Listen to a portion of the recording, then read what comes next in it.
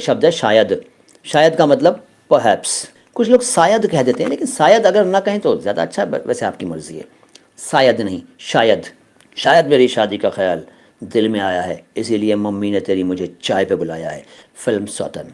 ये बीच बीच में मैं फ़िल्मों की बातें क्यों करता हूँ? अरे करने दो यार, कुछ लोग फ़िल्म पसंद करते हैं। अच्छा, शायद फ़ारसी का है। अगला शब्द बहुत धांसू है और ज़बरदस्त जानकारी है, और मेरा दावा है कि आप में से शायद ही किसी को वो जानकारी प्राप्त हुई हो आज से पहले।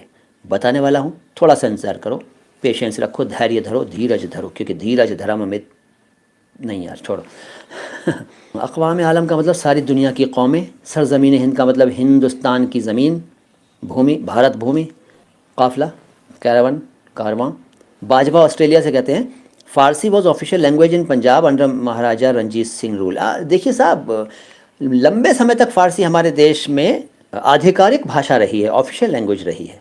इसीलिए तो आज हम सब के शब्दों में फ़ारसी मौजूद है।